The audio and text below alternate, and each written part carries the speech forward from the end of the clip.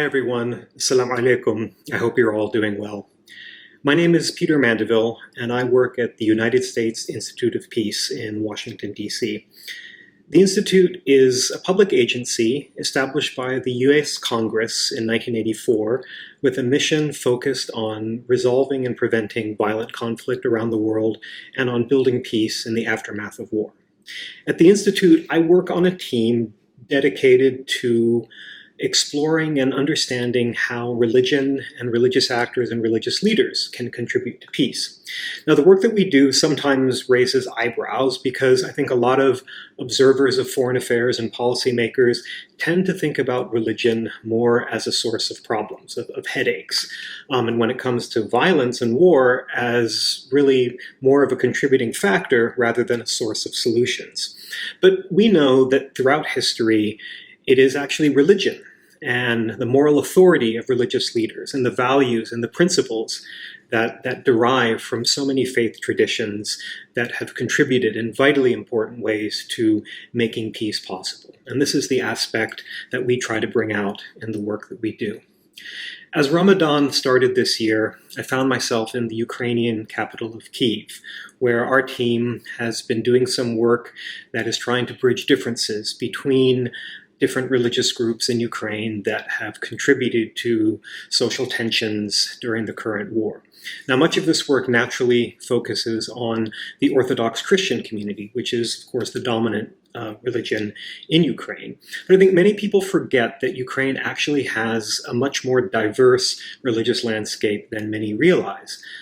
There's a large Catholic community in Ukraine, a growing number of Protestant Christians, and a historically very important, but sadly today rapidly dwindling Jewish community. But in fact, the largest non-Christian religious community in Ukraine are Muslims.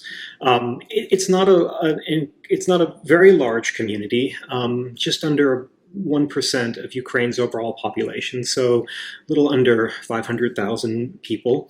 But they're very socially engaged and have made vitally important contributions to the challenges that Ukraine faces today.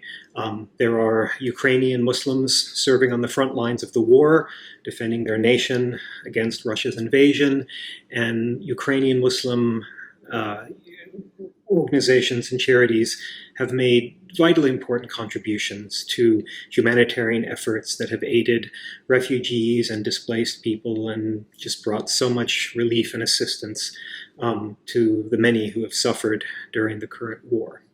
It's my hope, though, that Ukrainian Muslims will be able to use the unique position that they occupy in Ukraine's society to also help to bridge the differences that have divided Ukraine's majority religious communities, and to play that vitally often, that vital role that so many minority communities in many different settings around the world have been able to play of building those essential bridges to making peace possible. And so while traveling to Ukraine gave me an opportunity to see firsthand the destruction, the pain, the tragedy, the many challenges that the country faces, the opportunity I had to sit down with the Grand Mufti of Ukraine at the Ar-Rahma Islamic Center, and the conversations I had with many in the Muslim community there meant that I actually left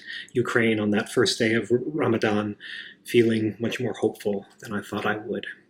I want to wish you all a blessed end to Ramadan. So thanks so much for the opportunity to speak with you a little bit today. Assalamu alaikum wa rahmatullahi wa barakatuhu.